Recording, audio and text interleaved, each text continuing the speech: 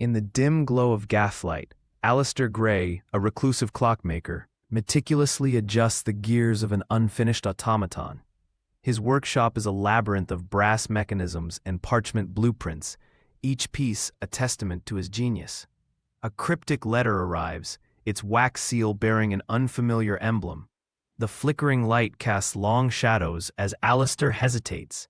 This message will unravel a mystery tied to London's hidden underbelly. The scene closes with a close-up of the seal, hinting at the danger ahead. Under the cover of thick Thames fog, Alistair meets a hooded figure at the docks. The air reeks of damp wood and coal smoke as they exchange a pocket watch, its surface engraved with arcane symbols. The stranger's glove reveals a serpent emblem matching the letter's seal. Alistair's pulse quickens. This is no ordinary transaction.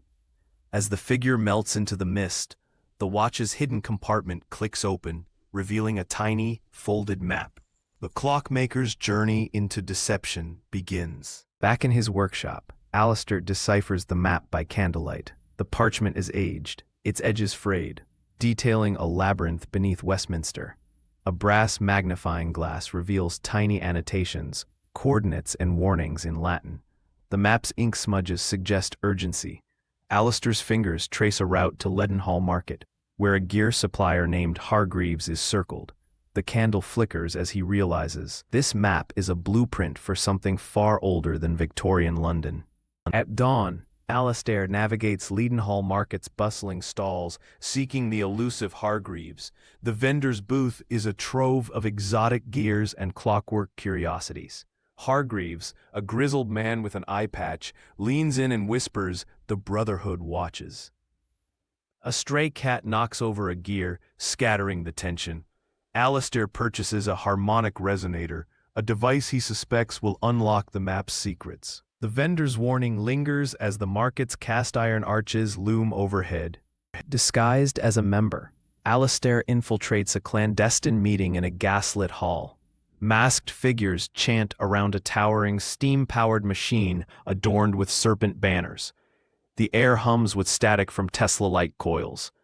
Alistair's eyes lock onto a brass key resting on the leader's podium. It matches the map's symbols. As he pockets it, a mask slips, revealing his face. The room erupts. He flees, the Brotherhood's enforcers in pursuit. Alistair sprints through winding cobblestone alleys, his coat torn by a pursuing enforcer's blade. Horse-drawn carriages clatter past as he dodges through laundry lines and coal chutes. The Brotherhood's whistles echo, a code to corner him. He vaults over a fruit cart, sending apples rolling underfoot. A gunshot rings out, shattering a window. With a final desperate leap, he vanishes into the entrance of an old crypt, the door creaking shut behind him. In the crypt's stifling silence, Alistair lights a match. The flame reveals skeletal remains and a coffin embedded with clockwork mechanisms. Its face displays engraved numbers, 13 o'clock. His pocket watch ticks in sync, a puzzle. Dust falls as he pries open the coffin, revealing a cavity with a lever. Pulling it triggers a grinding sound. The crypt's wall shifts, unveiling a passage downward. The Brotherhood's secret lies beyond, but so does their wrath. The passage leads to a cavernous chamber beneath Westminster, its iron doors rusted but intact. Alistair inserts the key, and the doors groan open.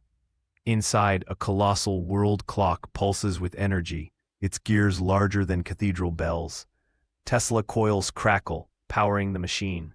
Diagrams on the walls suggest it controls time itself. Before he can react, the Brotherhood storms in, their leader's mechanical arm glinting. "You're too late," the figure intones. The Brotherhood's leader removes his hood, revealing a face scarred by time experiments. "This clock resets history," he declares, gesturing to gears spinning backward. Alistair realizes the machine caused London's recent time slips, ghostly echoes of past events. As the leader prepares to activate a final sequence, Alistair smashes a vital gear with a wrench. The machine shrieks, sparks flying. "Fool," the leader snarls. But the damage is done. Time fractures. Alistair wakes in his workshop, gasping. Shattered clocks litter the floor. His pocket watch reads 13 hours. the same as the crypt's engraving. On his desk lies an identical cryptic letter, its seal unbroken. His reflection in a fractured mirror smirks, hinting at a loop.